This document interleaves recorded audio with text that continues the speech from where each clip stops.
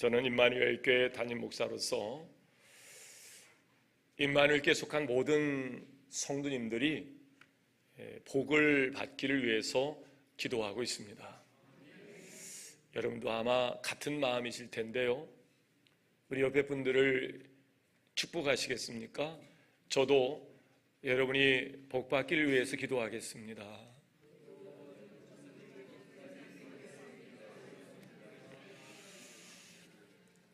성경에서 말하는 복은 세상에서 말하는 복과 다릅니다. 예수님을 믿는 사람이든지 믿지 않는 사람이든지 축복의 인사 자체는 다르지 않지만 그 의미는 달라요. 성경에서 말하는 복은 하나님의 은혜로 주어지는 신령한 복으로부터 그 복이 시작이 되는데, 복에 관한 이야기는 여러분이 너무나도 잘 아시는 시편 1편의 1절부터 3절에 복 있는 사람에 대해서 이렇게 말하고 있습니다. 복 있는 사람은 악인의 꾀를 따르지 아니하며. 여러분, 인생이 복 받는 일이 그렇게 어렵지 않은 것은 복을 받는 사람들 곁에 있으면 복을 받습니다. 교회는 하나님께서 복을 주시기 위해서 세워진 곳이기 때문에 교회 안에 여러분이 말씀 안에 거하면 복을 받으실 줄로 믿습니다. 그런데 신기하게도 내가 복 받는 길임에도 불구하고 어느 순간 내 주변을 훑어보면 전부 복 받지 못하는 사람이 주변에 이렇게 포진되어 있는 것을 발견해요.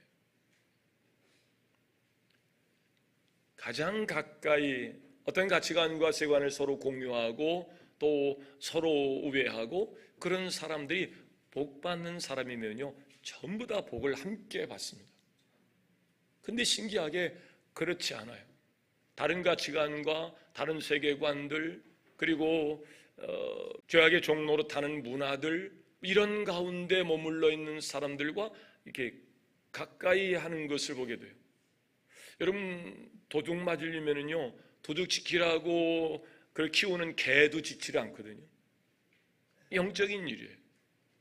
그러니까 결국 복이라는 것은 하나님의 은혜 안에서 신령한 복으로부터 시작된다 그랬는데, 여러분의 영혼이 먼저 잘 되시기를 주의 이름으로 축원합니다. 그런 자는요, 악인의 꾀를 따르지 아니한대요. 악인의 꾀는 그럴듯합니다.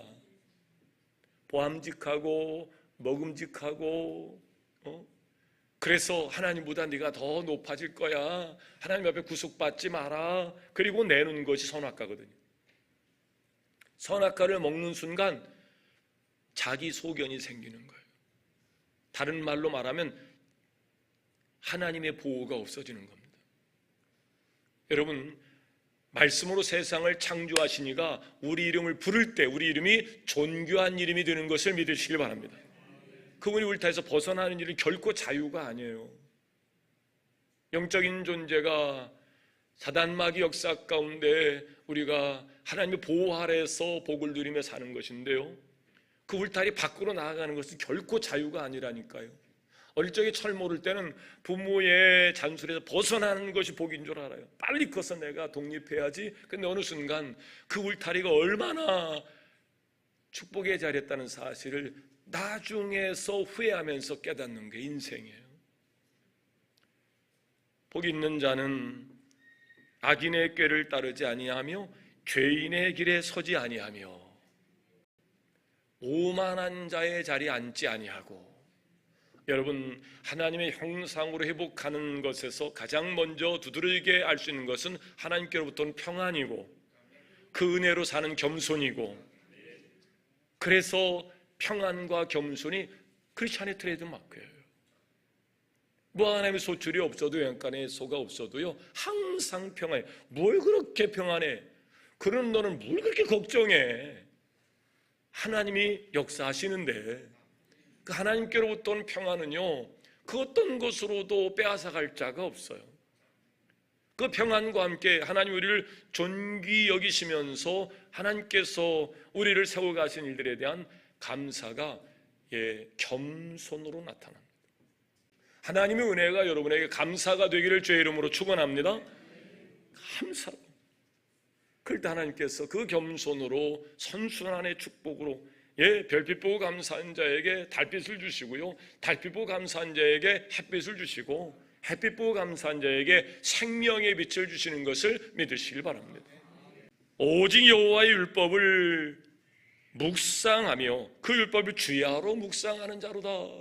영적인 존재는 영의 양식을 먹어야 될 줄로 믿습니다. 항상 하나님의 말씀을 통해서 내 영이 잘 돼야 되는 거예요. 우리 영혼은 하나님의 영의 말씀을 먹어야 그 영혼이 잘 되고, 그를 위해서 주신 권세로 범사가 잘 되고 강건한 복을 누리게 될 줄로 믿습니다. 주야로 그 율법을 묵상하는 자가 복이 있대요. 그는 시냇가 나무가 철을 따라 열매를 맺는다. 아무리 가물어도 물가에 심겨진 나무는요, 가물을 수가 없죠. 그러니까 시절을 쫓아 꽃이 피고요, 예, 열매를 맺는다는 거예요. 그런 자의 삶을 우리는 따라합시다. 형통. 하나님께서 묶인 것을 풀고 넘어 일으키셔서 형통케 하신다는 거예요. 여러분, 복 있는 자의 길을 걸어가시길 주의 이름으로 축원합니다. 이런 은혜 안에서 일평생 평안하고 존경받는 삶을 살 수 있다면 그보다 더 행복하고 복된 인생이 없는데요, 정말 그런 삶을 살 수 있을까? 예, 어렵습니다. 하나님 없이는 불가능한 일이에요. 왜냐하면 우리는 죄악 중에 출생한 자, 죄를 가지고 태어난 자라고요. 그러니까 죄를 가지고 태어났으니, 예, 가르쳐주지 않아도 행하는 것이 죄예요. 가르쳐주지 않아도, 가르쳐줘도 안 되는 것이 의라면 가르치지 않아도 행하는 것이 죄예요. 여러분의 인생이 하나님께로부터 온 평안이기를 주의 이름으로 축원합니다. 여러분의 삶이 존귀 여기고 존경받는 삶이 되기를 주의 이름으로 축원합니다. 되게 쉽지 않다고요. 죄를 가지고 태어나고 죄 가운데 사는 인생이 그렇게 쉽지 않아요. 그러나 하나님이 하시면 합니다. 하나님이 아브라함을 부르실 때 우리를 죄에서 부르시고 건지셔서 그 죄를 씻기시고 회복시키시면 우리 입술에서 하나님의 성호가 찬송되어지고 만인을 치유할 수 있는 아름다운 말씀이 우리 입에서 선포되는 줄로 믿습니다. 그 말씀이 복음이에요. 복된 소식이 어떻게 하나님의 형상을 회복할 수 있는가에 관한 이 사실을 우리가 신앙생활로 배워서 오늘따 오후에 함께 나가서 그 사실을 말하는 겁니다. 하나님 없이 사는 사람들 중에서는 그렇게 평안을 누리며 존귀 여기고 존경받는 사람을 찾기 어렵지만 성경에 보면요, 많은 사람들이 그런 삶을 살고 있어요. 대표적인 사람이 저는 솔로몬을 여러분에게 소개하고 싶은데요, 솔로몬만큼 복된 삶을 산 사람이 있을까? 전무후무한 복을 누려요. 최고의 복을 누립니다. 사나이가 누릴 수 있는 최고의 복을 누리기도 하고요. 예.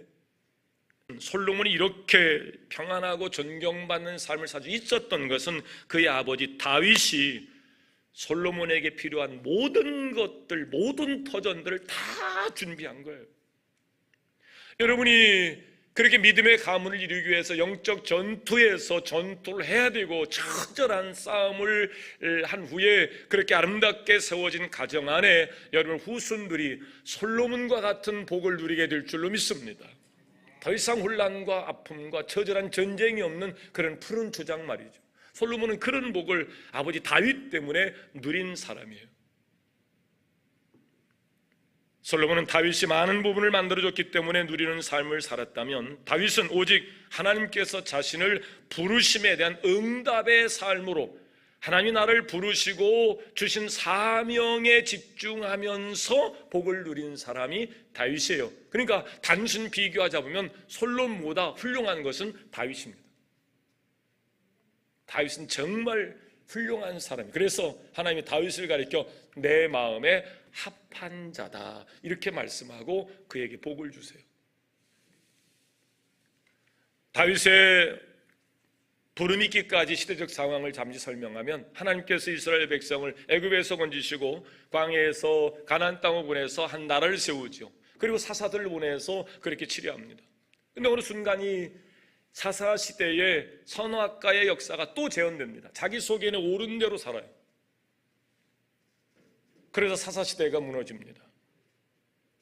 그 사사시대가 무너지고 그들이 요청대로 우리도 다른 나라처럼 사사 말고 왕을 세워다. 왕이 있으면 좀 상비군을 두고 군대 조직을 해서 우리가 우리를 지키면 되지, 맨날 하나님만 쳐다보고 맨날 하나님만 바라면 되겠냐, 이런 요청에 그들은 후회로 남을 결정을 하고 결국 왕정시대로 돌아가죠. 그렇게 세워진 왕이 사울입니다. 근데 사울이 그만 변질로 가죠. 하나님은 그렇게 하라고 사울을 세우지 않았는데 하나님이 부르시고 그에게 주신 사명대로 가지 아니하고 사명을 내려놓고 변화를 요청하는 하나님 앞에서 그들은 사울을 비롯한 백성을 변질로 또 내려앉죠. 그래서 하나님 역사 속에서 아브라함처럼 다윗을 불러서 다윗이 하나님 역사 안에 참여한 이름이 돼요. 그렇게 부름을 받고 세움을 받았던 이 다윗이 어릴 적부터 아버지도 천대하여 버려진 자처럼 그렇게 살던 다윗을 아브라함처럼 하나님께서 부르시거든요. 그 부르실 때 그 부르심이 아브라함을 부르실 때의 부름과 똑같은 부르심이에요. 그리고 그를 푸른 장 쉴만한 물가에서 그 영을 소생시킵니다. 여러분이 하나님의 부르심을 믿으십니까? 이런 소명의식 속에서 여러분의 영혼이 잘 되도록 여러분의 영혼이 소생되어감을 믿으시길 바랍니다. 내 영이 점차 소생되어 가장 의미 있고 가치 있는 일을 추구해 갈 수 있도록 가치관의 변화가 일어나고 세계관의 변화가 일어나고 인생관의 변화가 일어나고 여러분의 영이 소생되어 가는 거예요. 그러니 가장 의미 있고 가치 있는 일을 추구해 가던 그가 왕이 된 거예요. 아버지도 포기했던 자기의 삶, 근데 하나님께서 부르셔서 가장 의미 있고 가치 있는 일, 이스라엘 백성이 왕이 되어 사는데 어느 날 아침에 일어나 보니까 자기는 백향목으로 만들어진 궁에서 살고 있는데 나를 이렇게 부르시고 세우신 하나님은 휘장 가운데 있단 말이에요. 그게 마음에 걸리는 거예요. 여러분, 부모의 은혜 안에서 내가 이렇게 출생했고 그 부모의 은혜를 아는 자들은요, 꼭 부모가 뭘 요청하지 않아도 내가 부모를 위해서 무엇을 할 수 있을까를 생각하면서 사는 것이 진정한 효도인 줄로 믿습니다. 요청해도 안 하는 것이 자녀 세대의 삶인데요, 그러나 효자는요, 부모가 요청하지 않아도 부모가 원하는 것이 무언가를 찾아서 하는 것이 효자인 것처럼 우리는 하나님께서 우리에게 사명을 주시는데도 그 사명을 내팽개치는 경우가 많은데 다윗은 하나님 말씀 안 하는데 불구하고 지금 그것을 사명으로 알고 어떻게 하면 하나님이 거하실 수 있는 전을 세울 수 있을까, 이걸 고민하는 다윗이 된 거예요. 그걸 하나님께서 보시고 8절부터 16절까지 다윗에게 복을 쏟아 부으시는데요, 그게 다윗과 맺은 언약이라서 다윗 언약이 오늘 본문 8절부터 16절까지입니다. 그 언약은 다윗과 그의 후손에 대한 하나님의 복이 약속되어 있는데요, 우선 하나님께서 내 이름을 위대하게 만들어 줄 것이다. 이 위대한 그 단어에 가돌이라는 단어를 사용했는데요, 이 가돌이라는 단어는 아브라함을 불러서 세울 때에 사용했던 단어와 똑같아요. 그러니까 아브라함을 믿음의 조상으로 삼았던 것처럼, 그리고 그를 존귀한 자로 세웠던 것처럼, 믿음의 조상으로 축복의 사람으로 세웠던 것처럼 다윗을 그렇게 부르시고 위대한 자로, 존귀한 자로, 창대케 할 자로, 힘센 자로 그렇게 세우실 것이라는 거예요. 죄송해요, 제가 하나님이어도 그랬을 것 같아요. 어느 날 우리 자식이 아버지 이거 아버지한테 필요할 것 같은데, 야야 너나 정신 차리고 살아, 필요하지 않아. 어느 날 또 며느리가 와서 아버님 이거 아버님 노후에 필요할 것 같은데, 야 내가 언제 너희들 보고 그런 얘기 하들? 그런데 계속해서 자녀들이 부모의 삶에 필요한 것이 무엇일까를 연구하고 연구해서 무슨 카드를 가지고 오고 뭔가를 가지고 오면, 여러분 없어서 그렇지 있는 보따리 다 풀어서 그 자녀들에게 안겨주지 않으시겠어요? 이게 부모의 마음이에요. 근데 여러분들이 살살 와가지고 어떻게든 빼낼 생각만 하고 들어오면 다 내어주는 것이 맞지만은 속은 상해요. 저놈들이 다른 집 자식 같지 않고 참 유별나게, 다른 자식들은 이렇게 부모에게 기쁨을 준다더만 그래도 근심은 주지 않지만 부모가 원하는 것, 부모가 기뻐할 수 있는 일을 헤아리지 못하고 다 지들 원하는 것만 갖다가 부모 앞에서 보따리 풀어놓고 그럴 땐 속상하지 않겠어요? 근데 다윗이 지금 하는 일들은 하나님이 내가 언제 내가 나그네 된 그들을 애굽에서 불러서 사람 만들어서 가나안 땅에 보내서 먹고 살도록 그들에게 무상 땅을 증여하고 먹고 살도록 이는 위한 너희들을 복을 주시면서 어느 지파인들 내가 가서 너희들 먹고 살만하니까 그동안 내가 너희들 위해서 애썼던 거 본전이라도 내놔, 그런 적 있느냐 말이에요. 하나님 그렇게 얘기한 적이 없어요. 근데 어찌 너는 내가 시키지도 않은 내 집을 짓겠다고 그러냐? 내가 언제 그런 얘기를 한 적도 없는데 너 어떻게 그런 생각을 하냐? 그래놓고 쏟아붓는 이야기가 8절부터 16절이에요. 너를 아브라함처럼 위대한 자로 내가 세울 것이다. 세계 역사 가운데서 힘세고 권력 있는 사람은 많이 있지만 그와 함께 위대하고 고상한 자로 존경받는 자로 마지막 한 옥을 남겨놓고 죽은 사람은 그리 많지 않아요. 다 나중에 욕심에 치우쳐서 얼룩이 역사를 쓰고 후회할 인생을 가지고 사는 것이 인생인데요.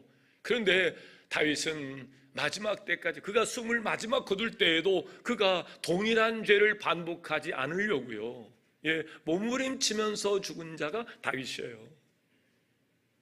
그러니까 하나님이 부르시고 세우시며 주신 사명에 집중했던 자가 다윗입니다. 그래서 하나님께서 다윗에게 약속을 하는 거예요. 잘 들어라. 그리고 8절부터 16절까지 너와 네 후손들이 받을 복이다. 그리고 팍 보따리를 풀어놓는 거예요. 실제로 다윗은 지금도 이스라엘 자손들의 가장 존경받는 조상으로 알려져 있는데요, 하나님께 다윗에게 주신 또 다른 약속은 왕권의 보장과 후손들의 번성이었네요. 12절입니다. 내 수완이 차서 내 조상들과 함께 누울 때에 내가 내 몸에서 날 내 씨를 내 뒤에 세워 그의 나라를 견고하게 하리라. 사울은 잘못해서 왕권을 빼앗습니다. 그런데 다윗의 왕권은 빼앗지 않겠다. 그 후손들에게 계속 이어지도록. 그리고 인류의 구원자 예수 그리스도가 이 하나님이 다윗과의 언약 속에서 인류의 구원자 메시아로 온 것을 믿으시길 바랍니다. 그런 놀라운 축복을 하나님께서 이 다윗에게 쏟아 부으시는 거예요.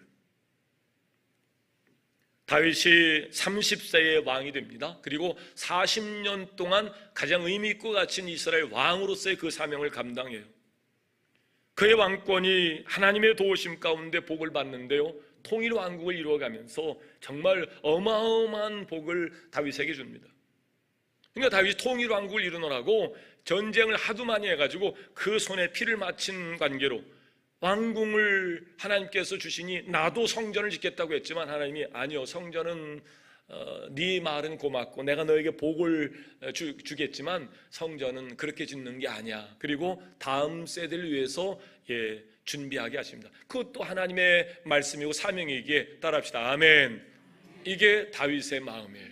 하나님이 기뻐하시냐 그러면 비록 내가 그때에 최고의 것을 누렸으니까요, 뭐 성전 짓는 일이 어렵지 않았을 거예요. 성전 딱 짓고 밑에다가 기증자 해가지고 다윗을만 할 텐데요, 하나님 말씀하시니까 아멘 하고 순종하며 내려와요. 이게 하나님 마음에 합한 자의 삶이거든요. 그런데 이 다윗 언약의 극치는 14절입니다. 하나님께서 얼마나 다윗을 사랑했는지 저와 여러분이 애써 이 고백을 또 가지고 이 음성을 들어야 되는데 14절 말씀입니다. 함께 합니다. 시작. 크게 시작. 나는 그에게 무엇이 되고? 하나님께서 다윗에게 아버지가 되어주시겠다는 거예요. 우리 하나님 아버지 그러잖아요. 내가 부르는 것에서 끝난 것이 아니고 하나님께서 직접 내가 네 아버지가 되어 주겠다고 말씀하시는 거하고는 다른 거거든요. 근데 하나님께서 다윗에게 나는 네 아버지가 될 것이고 다윗은 내게 아들이 될 것이다. 이 이야기를 나단 선지자를 통해서 다윗에게 지금 복을 쏟아붓는 거예요. 하나님과 이스라엘 자손의 관계를 아버지와 아들의 관계로 설명한 것인데, 하나님께서는 다윗의 이스라엘 얼마나 사랑하는지요, 이제 그의 자녀로 그의 아들로서 다윗을 왕 삼고 견고하게 세우고 존귀함을 하나님께로도 받고 백성에게 존경받는 이름으로 세우시더니 영원토록, 그리고 내 씨에서 이스라엘의 왕권이 끊어지지 아니하고 온 인류를 구원할 예수 그리스도가 다윗의 후손 가운데 우리에게 오고요. 이 정도면 다윗만큼 복을 받은 자가 있을까 싶어요. 그럼 하나님께 왜 이렇게 다윗에게 복을 쏟아 부으실까? 첫째, 다윗은 부르시고 세우시니가 주신 사명을 감당하는 일을 가장 소중한 가치로 여기는, 그래서 선순환의 복을 이룬 자가 다윗이에요. 하나님께서 복을 주시니까 그 복을 잘 감당해서 더 큰 복을 받고, 더 큰 복을 주시니까 더 큰 복을 받을 수 있는 일을 하고, 그래서 선순환의 역사의 삶을 살당한 자가 다윗입니다. 사울은 하나님께로부터 어마어마한 복을 받은 자가 사울이에요. 초대 왕이었어요. 하나님이 나를 왕 삼은 거예요. 이 어마어마한 복을, 이 사명을요, 욕심에 의하여 그 사명을 내려놓습니다. 다윗은 어릴 적부터 아버지도 포기했던 삶인데요, 하나님이 나를 부르실 것을 기대하면서, 언젠가 하나님께서 이루실 일들을 기대하면서 자기 수련을 합니다. 어느 날 역사 가운데, 사울이 변질되자 역사 가운데 하나님 다윗의 이름을 불러서 다윗의 이름을 세워가기 위해서 놀라운 일들을 행하시는데요, 그의 삶에는 항상 따라합시다. 예수 생명 내 생명, 예수 생명 우리 안에 들으면요 용기 백배해지거든요. 우리를 구원하실 리가 예수고, 우리를 치료하시고 회복시키실 리가 예수고, 우리의 주인이 예수고, 그분이 내 안에 오실 때 우리는 용기 백배할 수밖에 없죠. 다윗은 하나님의 영이 함께하는 자로서 항상 용기 백배예요. 그러니까 도전 정신이 막 그 안에 꽉 차 있어요. 사무엘상 17장 34절 35절 보면은요, 소년 다윗이 아버지 양을 지킬 때에 이 사자나 곰이 와가지고 물어간 상황이 기록돼요. 사자나 곰이 오면요, 유장로님 도망가야 되죠? 도망가야 됩니다. 그런데 다윗은 도망가지 않고 끝까지 쫓아갑니다. 아니, 사자나 곰이 토끼나 고양이가 아니잖아요. 그런데 끝까지 쫓아가요. 그 안에는 역사는 누가 주관하신다? 상사복의 주권은 누가 가지고 계신다? 그 믿음이 확실히 있었던 거예요. 아버지께로부터 위탁받은 거, 내가 아버지께로부터 위탁받은 이 사명을 내려놓을 수 없기에, 뒤로 비겁하게 도망갈 수 없게 끝끝내 찾아가서 사자의 입을 벌리고 그 안에 다윗이 지켰던 어린 양을 꺼내옵니다. 우리는 그렇게까지 손해보면서, 그렇게까지 어려움 당하면서 사명 감당 안 하려고 하거든요. 이익이 돼야 사명이지, 손해보면서 희생하면서 사명 감당 안 하려고 그러거든요. 근데 다윗은 자기 생명을 내놓고 아버지가 내게 맡긴 일들이기 때문에 한 마리 새끼 양도 내가 빼앗길 수 없다 가서 곰의 입을 열고 가서 내 새끼를 빼오는 거예요. 이게 사명감에 투철한 겁니다. 그런 다윗에게 하나님께서 사무엘을 보내서 안수하고, 그를 블레셋과의 전쟁에서 그를 끄집어내서 백성들에게 사울은 천천히요, 다윗은 만만이로다, 그렇게 고백할 수 있는 자리로 다윗을 옮겨 놓으세요. 전쟁이 났습니다. 다윗의 도전은 골리앗 사건에 더 두드러지게 나타나는데요, 당시 이스라엘 사람은 블레셋 장수 골리앗 때문에 크게 두려워합니다. 근데 두려운 마음을 가지고 전쟁이 많은데요, 골리앗이 와서 제안합니다. 야, 거기 센 놈 하나 나와. 1대1 맞짱 까자. 지면 나라 내놓는 거야. 이 사울이 도저히, 사울의 인생 가운데 어느 순간 하나님은 없어요. 생사복의 주권을 주장하시는 이가 하나님이라는 사실을 놓친 겁니다. 내가 내 인생이요, 내가 못하면 못하는 거고, 내가 못하는 것은 기대할 수도 없는 거예요. 왜? 하나님이 그 마음속에 없으니까요. 그러니까 도저히 나로서는 골리앗을 이길 수 없어요. 왜? 키가 2m 80입니다.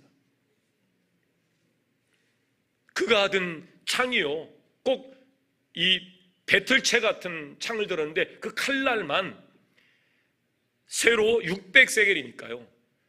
뭐 한 세겔이 11.38이니까 600세겔 붙이면 한 6,828g, 한 7kg 정도. 그러니까 7kg의 역기 하나를 들고선 그거를 창으로 쓰는 2m 80의 골리앗 장군을 어떻게 이기겠어요? 감당이 안 되죠. 그러니까 사울이 이젠 다 죽었다 그러고 회피하고 있을 때에 다윗이 그 전쟁터에, 이거는요 시나리오 작가가 대본을 그렇게 쓰듯이 역사의 주관자이신 하나님께서 역사를 그렇게 진행시키면서 백성 앞에 지금 대비 무대에 다윗을 그렇게 올려놓은 겁니다. 근데 다윗이 가보니까 내 안에 계신 하나님이 영광을 받으셔야 되는데 여호와 이름을 능욕하는 이 골리앗을 능지처참하고 싶은데 남들이 볼 땐 비교가 되잖아요. 도저히 골리앗을 이길 수 없어. 사울도 저러고 있는데, 근데 다윗은요 항상 역사의 주관자가 하나님이시고 상사복의 주권이 하나님 앞에 있고, 그러니까 담대하게 사자를 쫓아가서 그 입을 벌려서 새끼양을 꺼내온 것처럼 골리앗 앞에 나아갑니다. 그리고 승리합니다. 이 사명감이 얼마나 대단했든지요, 사자를 쫓아가고 골리앗 앞에서도 당당하게 여호와 이름이 능욕받는 일을 참을 수가 없어서 나가서 야 맞짱까지 한번 해보자 그리고 달려드는 거예요. 여러분, 하나님이 하시면 역사가 일어납니다. 이렇게 아직 어린 다윗이 어떻게 모든 군인 두려워하는 이 골리앗과 싸우겠다고 나갈 수 있었을까? 이유는 하나입니다. 비록 자신은 어리고 전쟁에 나간 경험도 없지만 살아계신 하나님께서 나를 붙잡고 계시고 나를 부르시니까 나와 함께 하실 것이고, 그러므로 여호와 이름을 능욕하는 이 골리앗을 자기가 충분히 이길 수 있다라는 생각을 가졌던 거지요. 하나님 함께 하심으로 말이죠. 여러분, 사명 부르시고 세우신 이에 하나님께서 뜻을 받들어 가는 것이 사명자인데, 사명자는 하나님이 함께 하셔서 사명자입니다. 그러므로 사명자는 결코 죽지 않습니다. 하나님께 다윗을 보호하시고 다윗의 힘을 들어서 사자의 입을 벌렸던 것처럼 골리앗을 이겼던 것처럼 하나님이 그와 함께 하시기 때문입니다. 결국 다윗은 물림과 돌로 골리앗을 쓰러뜨리고 그를 죽였고, 백성들의 입에서 사울은 천지 다윗은 만만이로다. 결국 그 일로 사울 왕의 공약을 따라서 사울의 딸 미갈과 결혼해서 왕의 부마 사위가 됩니다. 그때부터 사울은 또 근심해요. 저 사위 전음만 없으면 우리 아들 요나단을 왕으로 세습시켜서 계속 왕권을 내 가문으로 이어갈 텐데, 백성들은 자꾸 다윗 그런단 말이에요. 그때부터 다윗을 죽이려고 계속 여러 가지 어려운 일들을 다윗에게 줍니다.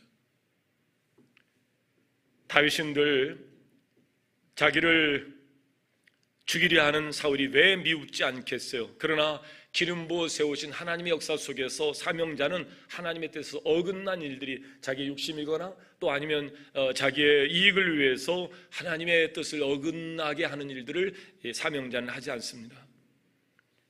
결국 기름 부음을 받은 자를 치는 것을 하나님께 금하신다는 생각 때문에 죽이고 싶은 마음을 누르고 그를 용서하는데요, 여러분, 용서가 얼마나 어려운지 여러분 잘 아시죠? 특히 나를 핍박하고 죽이려는 자를 용서한다는 것은 그 어떤 일보다 사실 더 어렵습니다. 다윗이 그렇게 골리앗과의 싸움에도 전쟁에 나가 승리하고 또 사울과의 삶 속에서도 그가 평화를 유지해가면서 오히려 사울을 용서하면서 살 수 있었던 것은 하나님이 그와 함께 하셨기 때문이고 하나님이 부르신 이가 주신 사명 때문인 줄로 믿습니다. 그 사명의 마음을 갖자 하나님께서 그에게 복을 쏟아 부으신 것을 믿으시길 바랍니다. 따라합시다. 사명은 아름다운 것이다. 사명은 복된 것이다. 하나님에 대한 이해가 부족하고 하나님을 만나는 일을 모르는 사람들은 사명 그러면 부담으로 여겨요. 아우 나는 다른 건 괜찮은데 자꾸 뭐 하라고 그래가지고 교회 옮겨야 되겠어.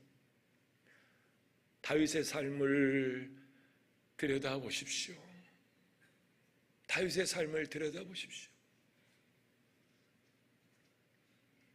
다윗이 하나님이 너 내 집 좀 져줘라, 내가 너에게 복을 준 만큼 너도 해야 되지 않겠냐, 그런 얘기를 한 적이 없다는 거예요. 다윗이 찾아서 지금 사명을 갖는 겁니다. 그 사명이 쉽지 않아요. 다윗이 평생에 준비해야 될 일입니다. 그런 다윗은 그 사명을 찾아냈습니다. 그리고 사명을 이야기합니다. 그러자 하나님께서 그 사명을 놓고 다윗에게 어마어마한 언약의 복을 쏟아 부음으로 다윗을 통해서 솔로몬이 복을 받고 다윗의 후손들이 복을 받고 우리가 다윗 때문에 예수를 만나고 복을 누리게 된 줄로 믿습니다. 그래서 사명은 아름다운 것이고 그래서 사명은 복된 것입니다. 이제 말씀을 정리합니다. 시대는 악합니다. 하나님이 우리를 부르시고 세우심에 대한 감격을 잊어가는 시대입니다. 왜 부르셨냐고 따지는 사람도 있습니다. 물에 빠진 사람을 건져냈더니 왜 나를 건져냈냐고, 그냥 내버려 두면 죽게, 너무 어려우니까 그래요. 그러나 여러분, 인생은 어려움만 있는 것이 아닙니다. 어느 순간 흑암의 권세는 물러갈 것이고 모든 근심 걱정의 구름도 물러갈 것이고 위대한 일들이 시작될 그날을 생각하시면서 하나님 나를 부르심에 대한 감격이 있기를 주의 이름으로 축원합니다. 감격을 회복하면 하나님께 주시는 사명이 들려지기 시작합니다. 아니, 하나님 말씀하지 않은 사명까지 찾아내서 사명을 감당합니다. 그것이 상급이 되고 후손에게 복이 될 것이기 때문입니다. 그런 축복이 여러분에게 있어지시기를 주의 이름으로 축원합니다. 잠시 다짐의 시간을 갖습니다. 하나님, 우리를 다스리심을 감사합니다. 우리에게 복을 주심을 감사합니다. 사명자의 자리에 사명자는 죽지 않고 사명자는 하나님께 책임져 주시고 사명자의 후손에게 복을 주시는 사명이 그래서 아름다운 것이고 사명이 그래서 복된 것이기에 사명자로 살겠습니다. 사명자로 살겠습니다. 다짐하는 여러분을 하나님께서 기뻐하십니다. 함께 일어나 우리 찬양합니다.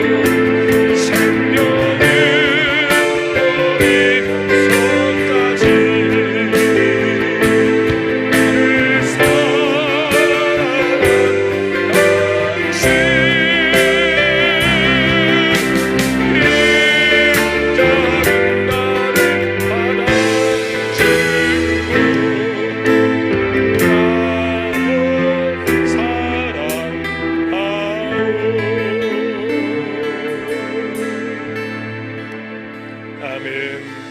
한 주간도 사명 붙잡고 다윗처럼 복받는 여러분 되시기를 주의 이름으로 축원합니다.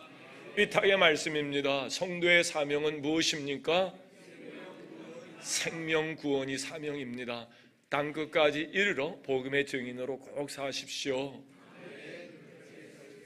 지금은 우리를 죄에서 구원하신 우리 주 예수 그리스도의 은혜와 하나님 아버지 극진하신 사랑하심과 성령님의 감화, 감동, 내주 긍휼하심의 특별한 은총이 오늘 다윗처럼 사명 붙잡고 살다가 당대뿐만 아니고 후손 수천 대의 복을 누리며 살았던 당시 왕권을 강화하고 다윗의 꿈을 다 이루어 가도록 하나님께서 복을 주셨던 것처럼 우리도 사명 찾고 사명 회복하고 그 사명을 붙들고 살기로 결심하고 돌아가는 모든 권속들 머리머리 위에 지금부터 영원토록 함께하여 주옵시기를 간절히 축원하옵나이다.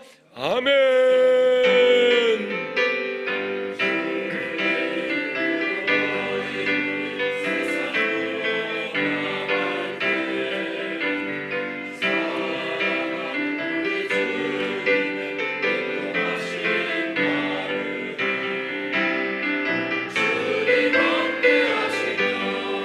말씀 사무엘 하루가서서 7장 1절에서 17절까지 말씀입니다.